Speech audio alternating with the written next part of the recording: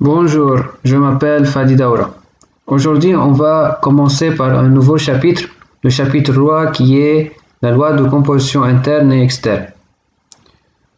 Donc, la loi de composition interne, c'est l'introduction à l'algèbre linéaire et l'algèbre 1 de l'université libanaise de la faculté des sciences, ou bien dans les 2 années du cycle ingénieur à l'université libanaise et d'autres.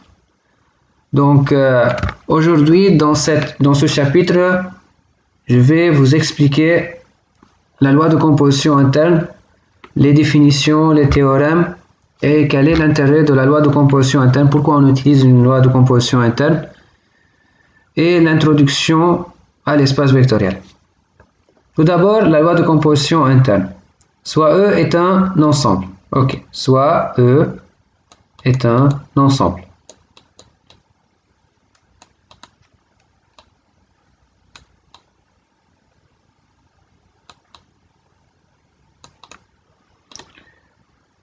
On appelle loi de composition interne, loi composition interne, LCI, sur E, toute application de E croix E, le produit cartésien de E par E, dans E. Donc tout simplement, c'est une application du produit cartésien dans E. Par exemple, si on va prendre l'addition, vous savez bien que l'addition de deux entiers, x plus y, x appartient à l'ensemble des entiers naturels et y appartient à l'ensemble des entiers naturels, alors leur addition x plus y appartient à l'ensemble des entiers naturels. Et du coup, l'addition, c'est une loi de composition interne. C'est un des exemples où on applique la loi de composition interne. La soustraction aussi, c'est une loi de composition interne sur l'ensemble Z, qui est l'ensemble des entiers relatifs. Ok, donc on a plusieurs applications pour une loi de composition interne. Le but, c'est de généraliser ces notions, la généralisation des opérations. La généralisation s'appelle la loi de composition interne. Donc tout simplement, une loi de composition interne, c'est une application F, ok, c'est une application, donc ou bien une fonction.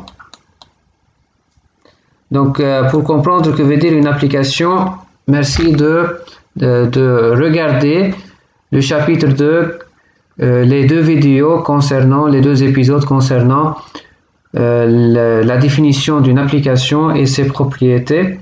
Et donc ce chapitre-là est basé sur les connaissances, bien sûr, du chapitre 2 et du chapitre 1, bien sûr. Donc le chapitre 2 est basé sur le chapitre 1 et le chapitre 3 est basé, bien sûr, sur le chapitre 2. Donc F est une application de E croix E. E croix E, c'est, on va dire, l'ensemble de départ dans l'ensemble d'arrivée qui est E lui-même. Voilà. Vous voyez comment? Donc, on a que, on va dire Z, qui est l'image de deux éléments d'un couple XY. X appartient à E et Y appartient aussi à E et Z appartient à E. Voilà, c'est comme par exemple l'addition. Donc, on va noter, comme ici dans le cours ici, que ils ont noté étoile, c'est cette application. Donc pas nécessaire qu'elle soit étoile. On va par exemple dire que Z égale X, par exemple T, Y. C'est une des notations, comme par exemple ici, T, c'est une des applications, c'est une des notations d'une loi de composition interne. Voilà. Donc ici, F, c'est une loi de composition interne. T, c'est une loi de composition interne. C'est une application de E croix E dans E. Voilà. Donc tout simplement, ne vous embêtez pas à propos de la définition de loi de composition interne. C'est tout simplement comme l'addition, comme la soustraction, comme la multiplication, comme la division Donc, ce sont en fait des lois de composition interne. C'est une généralité. Donc, la loi de composition interne, c'est une généralité. Ok? Pourquoi on a besoin de la généralité? Parce qu'en fait, où on a besoin de la généralité en général. Par exemple, dans la physique, Newton a décrit par exemple la gravité sur les corps connus. Par exemple, dans le cas où on a l'espace, on va étudier l'espace, on ne peut pas appliquer les lois de Newton. On peut appliquer donc des lois plus générales et Newton n'est pas faux. L'idée c'est que Newton c'est un cas particulier et ce qui généralise les lois de Newton c'est la relativité générale. Donc la relativité générale c'est la théorie la plus généraliste dans laquelle son cas particulier c'est les lois de Newton qui sont applicables dans des objets précis comme par exemple moi, la Terre, le Soleil, mais pas par exemple les trous noirs. Vous voyez comment? Donc l'idée c'est qu'on a besoin de généraliser toutes les notions. Par exemple, le plus, le moins, l'addition, la soustraction, la multiplication, ils sont basés sur quelle notion? Sur quelle opération généralisée? Elle est basée sur une opération généralisée qui s'appelle la loi de composition interne et c'est la définition la plus généraliste. C'est ça donc le but des mathématiques en fait, ou bien de l'algèbre, c'est de généraliser les notions connues par des notions généralistes abstraites. Voilà. Maintenant, on va passer à la deuxième définition, c'est la partie stable par une loi de composition interne, la loi induite. Donc, on va commencer par la définition, soit E, c'est un ensemble muni d'une loi de composition interne. Ça veut dire qu'il existe une application du produit cartésien de E et E, donc E croix E dans E. Et soit F est une partie de E, est un sous-ensemble de E. On dit que F est stable par la loi de composition interne étoile si et seulement si, quel que soit x, y, le couple x, y appartient à f au carré, la réponse ou bien l'image de x, y par la loi de composition interne appartient à cette partie f. Et du coup, donc, on voit qu'on a une stabilité. Donc, la réponse de la loi de composition interne de ces deux éléments, de deux éléments quelconques, appartient à f et aussi appartient à f. Donc, c'est ça la définition de la loi induite. Donc, si f, donc ça c'est donc la première définition. Maintenant, on va parler de la deuxième définition qui est la loi induite. Donc, si f est inclus dans E, F, pardon. Donc, ici, F est stable par la loi de composition interne. F est stable. On va utiliser cette notation T, ok? Par T, voilà. Si seulement si, quel que soit x, y, le couple x, y appartient à f au carré. X, t, y appartient à f. Est-ce que vous avez compris? Donc voilà, c'était très simple définition. Donc en fait, on parle des sous-ensembles de E. Donc f est stable par t si et seulement si, quel que soit un couple appartient à f au carré. Donc leur réponse doit être forcément appartenant à ce sous-ensemble. Voilà. Maintenant, on va passer à la troisième définition qui est l'élément neutre.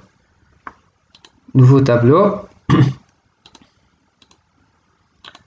soit E est un ensemble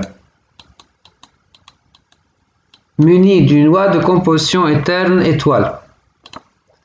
Et soit E, c'est un élément de grand E. Donc, on a un élément E appartient à grand E, à l'ensemble, tel qu'il vérifie que quel que soit X appartient à E, X étoile E. Donc, la réponse de X par E, donc c'est une opération, on a fait une opération X étoile E égale à X. Voilà. Vous voyez donc cette propriété. Donc, cette propriété, donc on a utilisé X étoile E égale X. Donc ici, on voit que l'élément E, c'est un élément neutre à droite. C'est un élément neutre à droite. Voilà. On dit que E est un élément neutre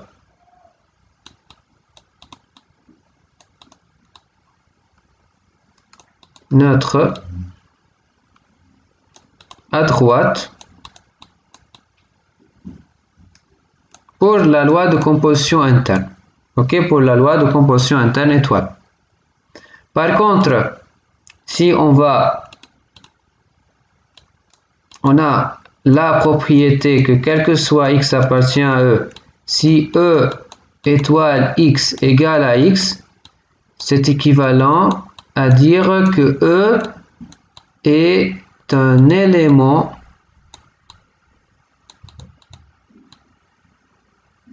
neutre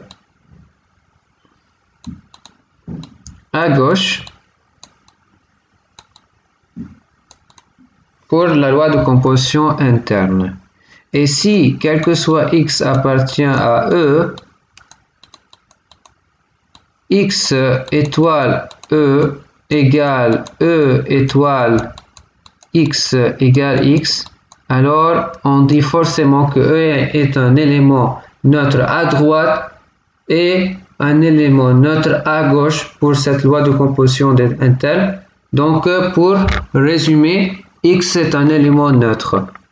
Pas nécessaire de dire à droite et à gauche, donc c'est un élément neutre. Donc, par définition, un élément neutre est à la fois un élément neutre à droite et un élément neutre à gauche. Voilà, c'est ça, donc, la définition d'un élément neutre. Maintenant, la quatrième définition, un nouveau tableau.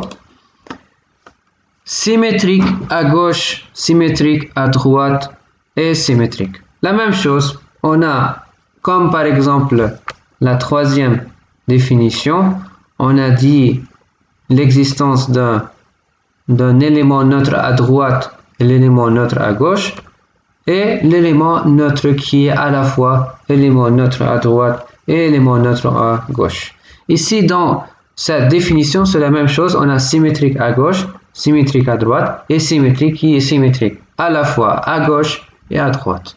Soit E, c'est un ensemble muni d'une loi de composition interne étoile. On suppose que E étoile possède un élément neutre. Donc, on va supposer l'existence d'un élément neutre. Et remarquez qu'il a dit un élément, il n'a pas dit l'élément. Pourquoi? Parce que peut-être ça existe plusieurs éléments neutres et du coup, on dit il existe au moins un seul élément neutre E. Maintenant, on va utiliser la notion, la nouvelle définition, la quatrième définition, la notion de la symétrique en utilisant l'élément neutre. On dit que l'élément X de E possède un symétrique à gauche, il possède un symétrique à gauche, si et seulement si il existe un Y, il a dit XG, je ne sais pas. Vous pouvez dire n'importe quel mot en fait, quelle notation. Moi par exemple j'écris Y tel que Y étoile X égale à E. Voilà. Et du coup X est symétrisable à gauche. la même chose. Donc, l'élément x de E possède un symétrique à droite, si et seulement si il existe un y appartient à E, tel que x étoile y égale à E. On dit que x est symétrisable à droite, mais en même temps, s'il est symétrique, il a un symétrique x', si et seulement si x étoile x' égale x' étoile x égale à E, on dit qu'il est symétrisable. Voilà. Donc, on a tout d'abord E étoile, c'est un couple, donc on va dire que c'est l'ensemble muni d'une loi de composition interne, et soit E, c'est l'élément neutre pour cette loi de composition interne. Ça veut dire pour le couple E étoile. X, quel que soit X, ok? On prend quel que soit un élément X. On dit que X est symétrisable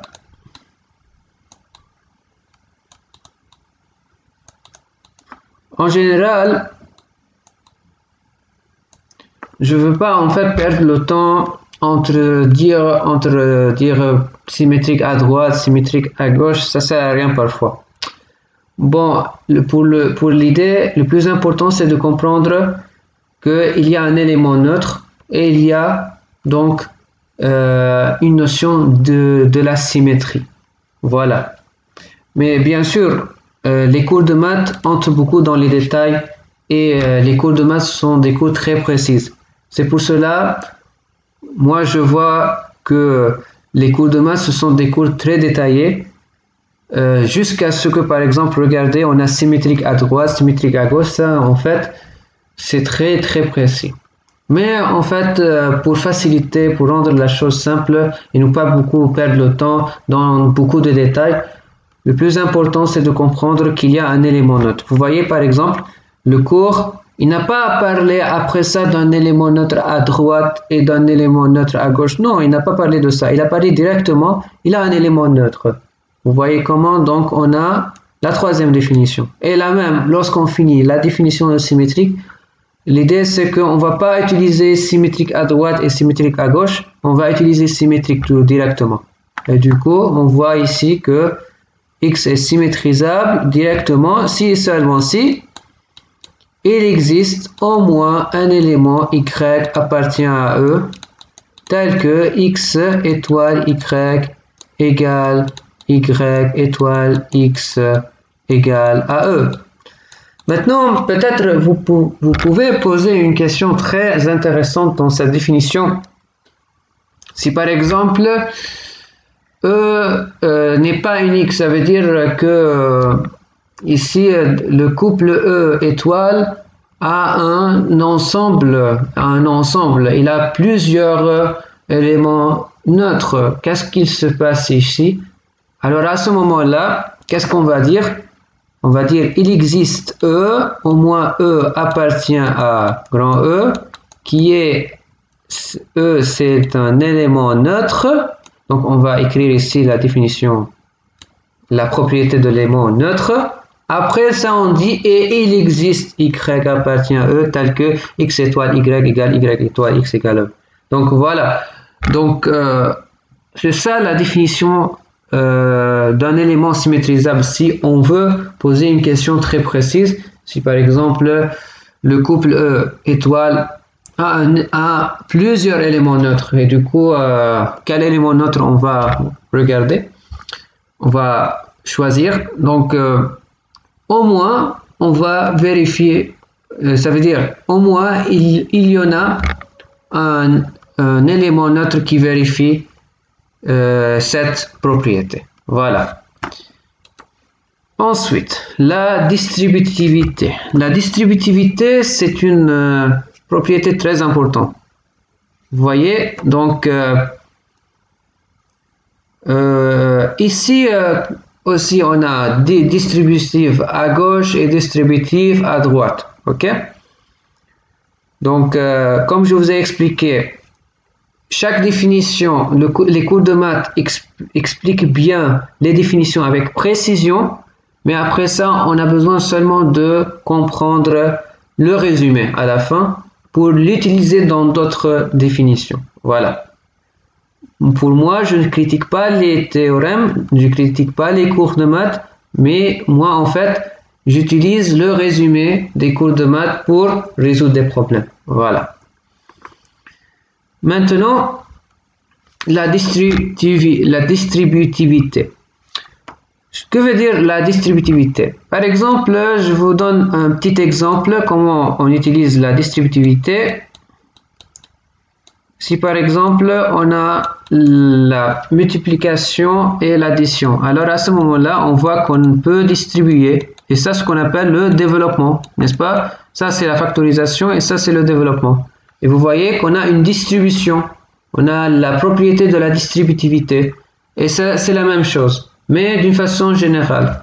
Maintenant, donc, on va appliquer donc cette définition et vous voyez avant que on a une distribution de gauche à droite et du coup on voit que c'est la distribution à gauche. Oui, la distribution à gauche parce que vous voyez de gauche à droite. Voilà, donc distributif à gauche, distributif à droite. Voilà, c'est ça. Donc, si vous avez des questions, n'hésitez pas, à poser des questions. Donc, voilà, au lieu, par exemple, d'écrire un fois, on utilise une opération qui s'appelle T. Voilà, c'est ça, c'est en fait, c'est un peu, en fait, généralisé. Vous voyez comment? Donc, pas besoin, en fait, d'expliquer ça parce que, en fait, la distribution, si par exemple, quelqu'un connaît ça, donc c'est la même chose, en fait, vous voyez? Donc, c'est ça la définition de la distributivité de deux lois de composition interne, mais bien sûr à condition que E est uni de deux lois de composition interne. Sinon, on ne peut pas parler de la distributivité parce que la distributivité nécessite deux lois de composition interne. Mais à la fin, c'est pas à la fin en fait, on va passer à une propriété très importante, c'est la commutativité. La commutativité, c'est lorsque par exemple on dit x plus y égale y plus x. Ça en fait c'est une chose très bête, mais l'idée c'est que dans les lois de composition interne, ce sont des trucs très importants parce que ces définitions, ce sont en fait l'introduction à l'algèbre généralisée. Maintenant, on va parler de la propriété de la commutativité, soit E, c'est un ensemble muni d'une loi de composition interne étoile. On dit que étoile, c'est commutatif si et seulement si, quel que soit x, y appartient à E, x étoile y égale y étoile x. C'est comme par exemple la multiplication, l'addition, etc. Par exemple, la division n'est pas une loi commutative. Vous savez bien ça, par exemple 25 divisé par 9, c'est pas est égal à 9 divisé par 25. Par contre, 9 fois 25 égale 25 fois 9. 9 plus 25 égale 25 plus 9. Vous voyez comment? Donc ça c'est la définition de la commutativité, c'est très simple, donc pas besoin d'expliquer cette définition. Ensuite, la définition suivante c'est l'associativité. Lorsque par exemple je dis x plus y plus z égale x plus y plus z. Ça veut dire, par exemple, au lieu par exemple d'écrire étoile, on va écrire plus. On va écrire fois par exemple. Donc x plus y, parenthèse, plus z égale x plus parenthèse y plus z. Voilà, c'est ça. Maintenant, soit E, c'est un ensemble muni d'une loi de composition interne étoile. Si le E étoile, donc le couple E étoile, possède un élément neutre, alors il est unique. Ça c'est très important. Soit E, c'est un ensemble muni d'une loi de composition interne étoile. Si E étoile possède un élément neutre, alors il est unique. Ça, c'est très important. Ça veut dire, si E possède une loi de composition interne, alors si ça existe, l'élément neutre, alors il est unique. On va prouver ça. Ça, c'est très important. Donc, on va supposer que il existe E appartient à grand E tel que E étoile X égale X étoile E égale X. Voilà. Maintenant, si on va prendre un autre E', un autre élément qui vérifie la même propriété. OK? Égale X étoile égale X. Quel que soit X appartient à E. OK? Maintenant, calculons E étoile E' égale E' étoile AE. OK. D'une part, si on va utiliser cette propriété, alors ça va donner quoi? E', d'une part. D'autre part, si on va appliquer la deuxième propriété, on va trouver E. Et du coup, donc E égale E'. Voilà. Donc, si un élément neutre existe, alors il est unique. Voilà. Ça, c'est très important. Maintenant, lorsque la loi est notée additivement, l'élément neutre est noté par 0 parce qu'il est unique si ça existe. Lorsque la loi est notée multiplicativement, l'élément neutre est noté par 1. Voilà. On sait ça parce que dans l'addition, on a l'élément neutre est 0 et lorsque la loi est multiplicativement, on sait que l'élément neutre est 1. Voilà, tout simplement. Vous savez ça, bien, en fait. Soit E est un ensemble muni d'une loi de composition interne étoile. Si E étoile possède un élément neutre à gauche et un élément neutre à droite, alors ils sont égaux. Il s'agit de l'élément neutre A de E. Donc, on va répéter, soit E étoile. Donc, si E étoile possède un élément neutre à gauche et un élément neutre à droite, alors ils sont égaux. Et il s'agit de l'élément neutre de E. Donc, on va prouver ça. Donc, si A, alors si il existe A tel que, donc A appartient bien sûr à E, ok, tel que A, ça c'est l'élément neutre à gauche, ok, vous voyez comment? Parce qu'il est à gauche, voilà, égale X, et s'il existe B tel que, pardon, X étoile B égale à X, alors à ce moment-là, on a X étoile, on va calculer A étoile B, ok, A étoile B égale quoi? Égale, d'une part, si on applique la première propriété, alors on va trouver B. Et si on applique la deuxième, on va trouver A. Donc, conclusion, A égale B. Voilà. Donc, si il possède un élément neutre à droite et un élément neutre à gauche, alors ils sont égaux. Et il s'agit du même élément. Et lorsque on a un élément neutre, alors il est unique. Donc, A est unique et B est unique. Et qui sont égaux aussi. Donc, on va dire que ça, c'est E, l'élément neutre. Voilà. Donc, si vous avez des questions, n'hésitez pas à commenter la vidéo. Ça, c'est très important. Soit E, c'est un ensemble muni d'une loi de composition interne étoile. On suppose que E étoile possède un élément neutre E et que la loi étoile est associative. Donc, on a deux propriétés. Donc, s'il possède un élément neutre, bien sûr que E c'est unique. Et étoile est associative. Que veut dire une loi associative? Ça veut dire, voilà, c'est ça donc la définition. Vous vous souvenez de ça, ok? Donc ça c'est l'associativité. Maintenant, si un élément X possède un symétrique à droite et un symétrique à gauche, alors ils sont égaux. Voilà, très bien, ça c'est très important.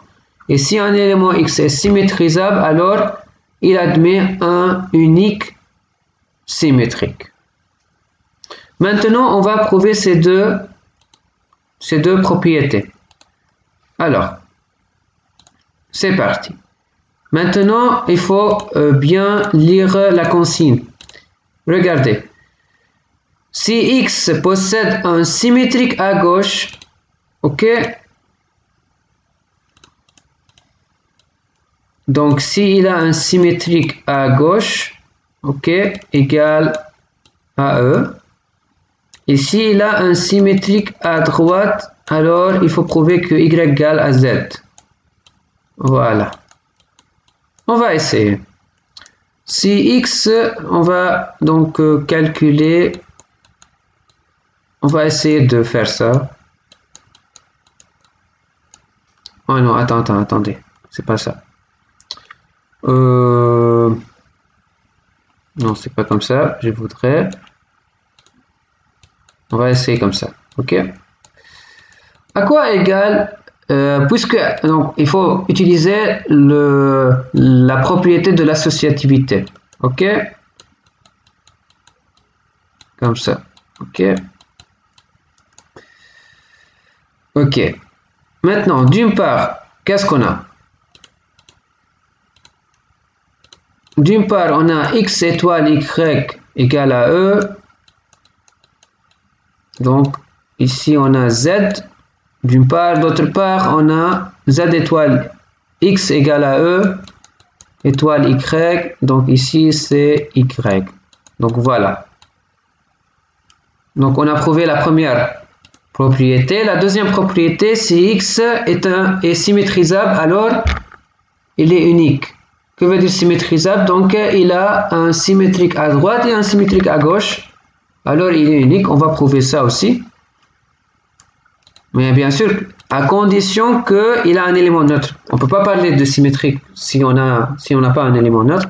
Mais l'idée, c'est qu'il faut avoir l'associativité. La propriété d'associativité, c'est très important. Donc, si on a que X est symétrisable, alors il existe au moins Y appartient à E, tel que X étoile Y égale Y étoile à X égale à E. Voilà. Maintenant, il faut prouver l'unicité. Si on a deux éléments qui vérifient la même chose, ok?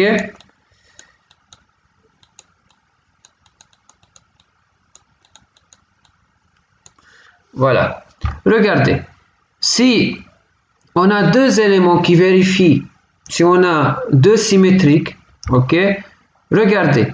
D'une part, si Y c'est un symétrie, alors il est symétrique à droite.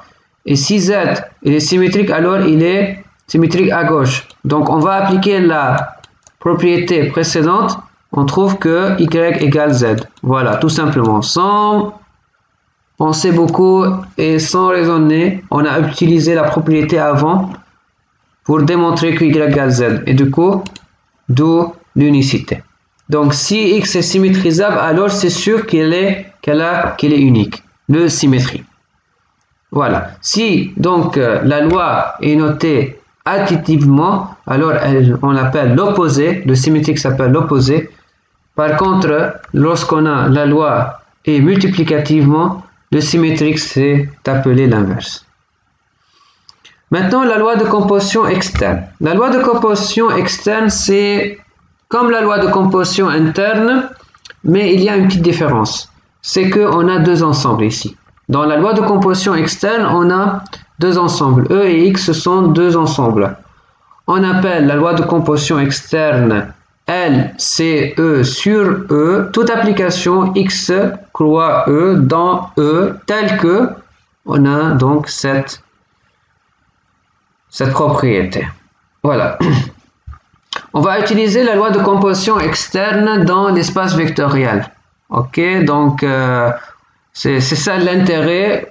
On va utiliser ça donc dans l'espace vectoriel dans les vidéos suivantes. Ok. Donc c'est ça juste la définition de la loi de composition externe et c'est tout. Ok. Pas besoin d'entrer dans les détails. C'est juste pour comprendre c'est quoi la loi de composition externe où on applique la loi de composition externe. La même chose, la partie stable, la même chose, donc il n'y a pas beaucoup de différence. les mêmes définitions. Donc, soit E, c'est un ensemble muni d'une loi de composition externe. Donc, ça, c'est la loi de composition externe. Voilà, c'est ça la notation. Et F est une partie de E. F est stable par cette loi si et seulement si, quel que soit alpha appartient à X et quel que soit X appartient à F, alpha perpendiculaire à X, on va dire, appartient à F. C'est la stabilité. Ça veut dire on se trouve dans le même sous-ensemble, même si on a multiplié par n'importe quel élément de X. Mais la même chose au niveau de la distributivité, on va utiliser ça dans la propriété des espaces vectoriels. Voilà, donc c'est ça en fait le cours. C'est un cours très intéressant, donc c'est pour cela que j'ai pris, donc je vous invite à regarder ce cours. Ça, c'est un cours très intéressant. Et donc si vous avez des questions, n'hésitez pas à poser. Et je vous invite à entrer dans les détails mathématiques de tous les chapitres. Et quel est l'intérêt en fait des cours de maths? L'intérêt des cours de maths, c'est qu'elle exprime la généralité avec détail. Ça veut dire, si par exemple quelqu'un va généraliser ces notions, il utilise les mathématiques. Donc il ne faut pas critiquer les mathématiques parce que les mathématiques, c'est la science de la précision, la science de la généralisation. C'est pour cela les cours de maths, ce sont les cours les plus précis. Ok? Donc vous voyez ce cours qui est merveilleux, et ce cours-là, c'est un cours qui est très précis, qui a bien expliqué que veut dire la loi de composition interne et loi de composition externe. Donc je vous invite à regarder ce cours. Donc je vais mettre bien sûr ce cours dans les commentaires. Donc bien sûr, si vous avez des questions, n'hésitez pas à liker la vidéo et de poser donc des questions, écrire des commentaires ou bien me poser des questions sur Facebook et à la prochaine vidéo. Salut!